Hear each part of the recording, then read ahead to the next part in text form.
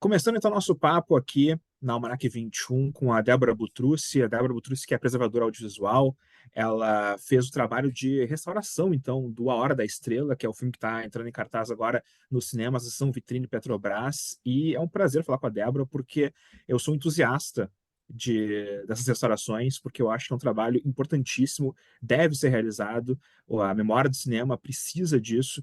Então, quero, em primeiro lugar, dar as boas-vindas aqui para a Débora e te parabenizar já de pronto, assim, porque é um trabalho fantástico, que bom que está sendo realizado. Tudo bem, Débora? Bem, Rodrigo, obrigada. Fico muito feliz de estar aqui conversando com você. E para começar o papo, assim como eu fiz com a Marcélia, eu quero também chamar um pouquinho a atenção para a situação aqui no Rio Grande do Sul, né? Eu sou de Canoas, é uma situação bem complicada que a gente está vivendo momentos dramáticos. A gente está falando de cinema aqui, mas é sempre bom lembrar que tem muita gente com problemas. Então, eu vou colocar aqui no nosso vídeo um QR Code para vocês darem uma olhada para lugares para doar, fazer donativos ou fazer Pix, para ajudar o pessoal que está aqui realmente precisando. Então, a gente fala de cinema aqui, claro, mas é muito importante também, né?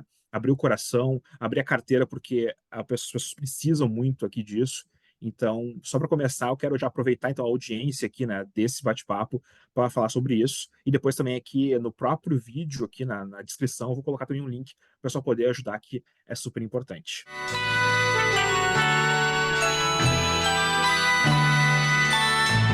Débora, fala um pouquinho então a respeito da Hora da Estrela, que é um filme belíssimo, eu já vi ele muitas vezes, mas agora que eu pude ter a oportunidade de assistir ele restaurado, parece que eu vi pela primeira vez. A imagem está cristalina, parece que ele foi realizado esse ano, então é um trabalho que eu acho que, imagino eu, que te dá muita felicidade, porque também é um entusiasta, obviamente, né, dessa memória do cinema. Como é que a cópia chegou para ti? Como é que tava então, né, a Hora da Estrela, para poder agora brilhar então nos cinemas, para usar esse termo da estrela mesmo? Ai, que bom que saber que você já viu e viu que essa versão digital realmente está muito linda. Eu vou falar um pouquinho do contexto, né, para a gente chegar no processo de restauração. Eu fui convidada pela sessão Vitrine, né, para ser responsável pelo time de patrimônio. Então, eu também fiz esse processo de curadoria, né, de selecionar a Hora da Estrela, para fazer parte, né, dos 10 títulos dessa primeira edição, da volta da sessão Vitrine. E fiquei muito feliz, né, da Vitrine incorporar essa dimensão, né, do filme de patrimônio dentro dessa nova etapa do projeto. Então, A Hora da Estrela é um clássico, né? E lidar com clássico, com um filme clássico como esse é sempre, né, uma alegria muito grande, também uma grande responsabilidade, né? Então, nesse processo que a gente faz é entender quais os materiais que existem, né, os materiais originais que foram feitos na época e os materiais que foram feitos depois, né? É um filme que foi filmado em película, 35 mm. Então, o primeiro gesto que a gente tem é entender o que que existe, em que estado de conservação que estavam esses materiais. Felizmente, né, os negativos originais da época de 1985 estavam em ótimo estado de conservação e esse filme ele já tinha sido restaurado, né, fotoquimicamente em 2009. Então, tinha também esses materiais que tinham sido gerados em 2009, além de cópias também geradas em 2009.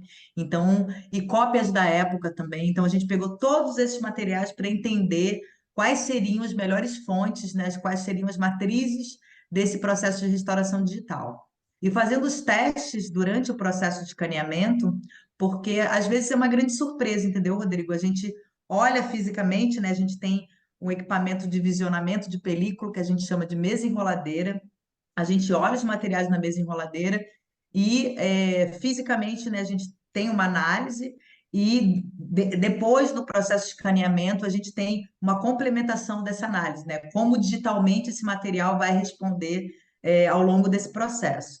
Então, nos testes de comparação, né, os negativos originais de 1985, surpreendentemente, se apresentaram melhores do que os materiais feitos, né, depois. Então, eles foram escolhidos como as matrizes do processo de restauração digital, né? Tanto o negativo original de imagem quanto o negativo original de som. E aí, a partir daí, a gente seleciona os materiais e começa o trabalho, que é isso, é só o início do trabalho, né? E é interessante porque eu sei que também tu fizeste do Durval Discos, né, que é é um filme mais recente também, mas que, Sim. claro, carece também, obviamente, né, de alguma limpeza, de algum trabalho. Qual a diferença de fazer, então, um filme mais recente? O Durval Discos tem o quê? 30 anos, talvez, um pouco 20, menos? 20, 20. 20? A Hora da Estrela tem quase 40. Qual a diferença de fazer, então, esses dois trabalhos? Então, realmente são desafios diferentes, né? Por uma grande alegria, né? E também pelo trabalho que é feito, né, de preservação no Brasil, apesar, né, das crises que a área atravessa, os materiais estavam em bom estado de conservação, mas o material mais antigo, ele demanda e carece um pouco mais de pesquisa, né? Porque a maneira de se filmar em 85 é diferente da maneira que se filma, né, já na primeira década de 2000, como é o caso do Durval Discos. Então, entender quais os materiais foram usados, né? Porque isso vai ter consequências depois ao longo do processo, né? Do restauro digital. Então, e tem um ponto que às vezes é muito difícil da gente lidar, que é a deterioração cromática, né? É difícil entender o quanto de cada canal de cor descorou e quanto a gente tem que voltar. Então, por isso que a gente tem que ter, sabe, essa ampla gama de materiais para se cercar dessas informações, né? As cópias de exibição, apesar de serem materiais, né, confeccionados para serem exibidos em salas de cinema e com isso eles trazem marcas dessa trajetória, né, de exibição.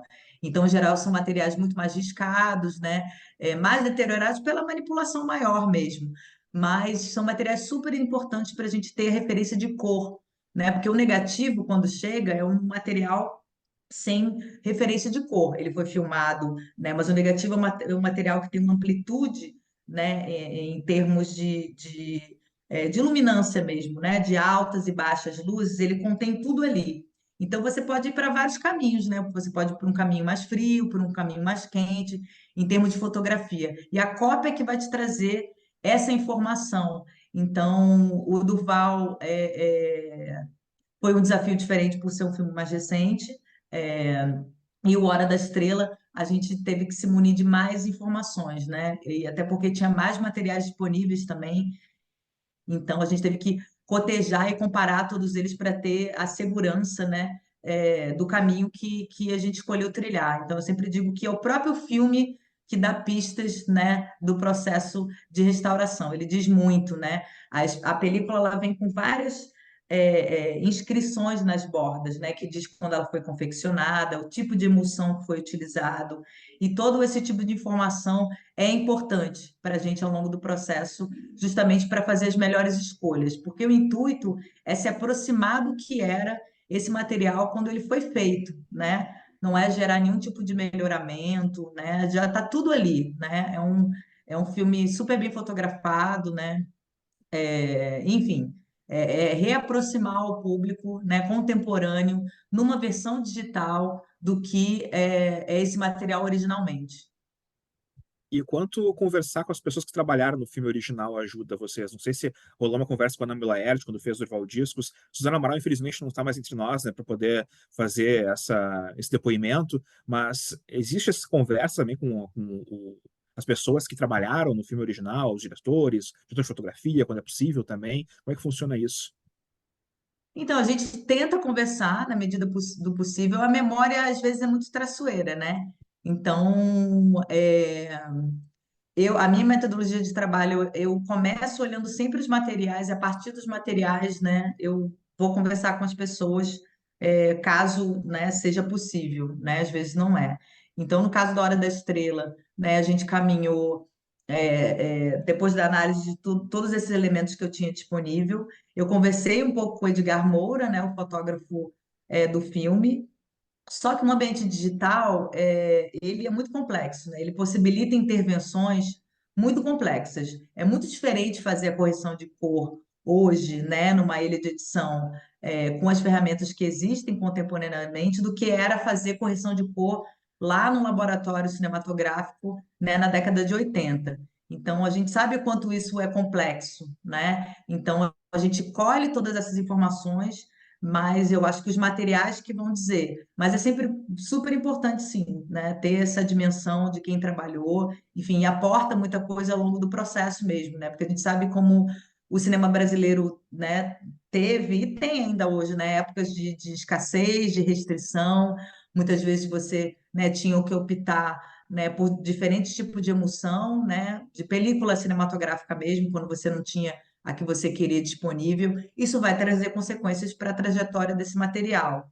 Então, quanto mais informação, melhor, Rodrigo. É assim, nunca é demais, mas sempre se pautando, né, por essas evidências materiais, digamos assim. Porque a memória, né, a gente tem, a memória ela se constrói, ela vai mudando ao longo do tempo um pouco, né? Então, eu acho que a materialidade fílmica, ela traz evidências que são, digamos, as prioritárias, né? Dentro dessa dimensão, como eu disse, né, tem também os danos e as degradações causadas tanto pelo tempo quanto pela má manipulação dos materiais que também tem que ser levados em conta. Então, são muitos aspectos que a gente tem que, né, levar em consideração para decidir um melhor caminho, né, baseado em evidências, para a gente conseguir executar o trabalho da melhor maneira possível. Estava lembrando de uma história agora do Wim Wenders, que ele, em 2014, ele teve a oportunidade de fazer a restauração do Alice nas Cidades, né, que é um filme que ele fez em 74, e na época ele gravou em 16 mm, e quando passaram para 35, eles fizeram o filme 4:3, embora ele tenha feito uma marcação na câmera para que fosse 16:9, e na época ele não conseguiu, e quando ele foi fazer agora o restauro, ele, não, agora eu vou fazer do jeito que eu queria, e o filme foi 16:9. Não é 16:9 exatamente, mas era um ratio mais esticado, assim, né? Com o diretor Sim. também trabalhando junto, é possível fazer isso também, né? E tu, digamos, modificar o original, né? Vocês não, vocês têm essa coisa realmente de ser o mais parecido possível com o que foi na época. Afinal de contas, também é tudo uma memória também, né? Que tem que ser preservada. Sim, é um respeito assim a todos os aspectos, né? Até mesmo ao contexto histórico, que às vezes pode ser de escassez, né? E ter ocasionado algum tipo de defeito, né? E de registro, né? De deixar um traço, uma marca que o realizador ou a realizadora não queriam, mas que acaba dizendo muito, né? Do contexto histórico. Então, eu acho que essas marcas eu entendo que é muito delicado e complexo, né? Quando, por exemplo, né, o diretor está vivo, enfim, participa do processo. Mas eu acho que é importante deixar claro, olha, essa é uma versão, né, do diretor a partir daquele material original. Eu, como trago uma outra perspectiva, né, de uma profissional de preservação audiovisual, é essa dimensão que eu tento trazer, né? Vamos tentar se aproximar ao máximo do que era esse, né, esse filme quando ele foi lançado, lançando mão de todas essas evidências de pesquisa profunda, né? Então, mas eu entendo, e é bem complexo, né? Difícil não querer alterar, né? Você tendo todas as ferramentas à mão e você tendo essa, né, essa dimensão de que não conseguiu fazer por conta de uma limitação da época, é sempre muito delicado. E esse ano também eu vi, por conta dessa mesma revista que eu fiz ali nas cidades, o Rainha de Aba, que eu sei também que teve uma mão muito boa ali para fazer uma restauração que também, de novo, é um filme que parece que foi gravado mês passado e a gente tem, e que, claro, obviamente, né, é toda uma linguagem que tem mais de 40 anos, mas é um filme com uma imagem, assim, cristalina. E eu quero saber se a gente pode esperar mais filmes ainda vindo por aí. Eu tenho um pedido muito especial que eu quero que tu dê uma olhadinha, não sei se vai ser possível, Uhum. mas tem um filme que eu amo, que é Quando o Carnaval Chegar, que é um filme que tem Chico Buarque, tem Nara Leão, tem Maria Sim. Bethânia, é um musical lindíssimo, e a cópia que a gente tem disponível, ela é tenebrosa. A gente não consegue nem entender o que as pessoas estão falando nas cópias que a gente vê. Eu gostaria muito de ver esse filme restaurado. Imagino que deve receber esses pedidos de várias pessoas. Ah, eu queria ver tal filme, queria ver aquele outro. Mas, olha, a gente tem tanto filme muito bom brasileiro que carece desse cuidado. Então, resolvi fazer um pedido pontual, mas eu sei que você recebe vários, né? Não, ótimo, adorei a dica, eu adoro esse filme. E realmente é porque tem essa dimensão, né? Acaba chegando e permanecendo cópias de uma qualidade tão ruim, né? Que dificulta a fruição dessas obras, né? Eu acho que Rainha de Aba é um exemplo. Mesmo não circulava uma cópia ruim, circulava uma cópia, né, em uma qualidade razoável, mas ele voltar com as cores, né? E tudo que já estava lá. Isso que é interessante, né? A gente reafirmar, né? O digital ele não traz nada que não estava. É claro que né, é uma ferramenta muito poderosa, né? Que a gente tem que ser usada com responsabilidade, mas me arrisco a dizer que a gente tem dado sorte, né? Porque no panorama geral, né, da área de preservação e do patrimônio visual brasileiro, a gente encontra filmes em muito mau estado, e isso vai comprometer, claro, o resultado final, né, dessas versões digitais. E tanto Rainha de Aba quanto do Val Discos, né? E A Hora das Estrelas, os materiais originais estavam em excelente estado de conservação. Então, isso tem implicação direta, né, nessa qualidade dessa versão digital final. Mas eu adorei sua dica, viu? A ideia é continuar assim, né? Digitalizando e restaurando digitalmente esses filmes, para trazer essa potencialidade, né, estética que muitas vezes se perde, né, com essas cópias ruins que infelizmente chegam, né, ao grande público. Então eu acho que é uma dimensão importante, né, a gente mostrar que o cinema brasileiro não tem nada de precário, não, né? Pode ser belíssimo e esse processo está aí para mostrar, né? Trazer de volta o que já estava lá. E já tem alguns já engatilhados? Como é que está agora esse processo?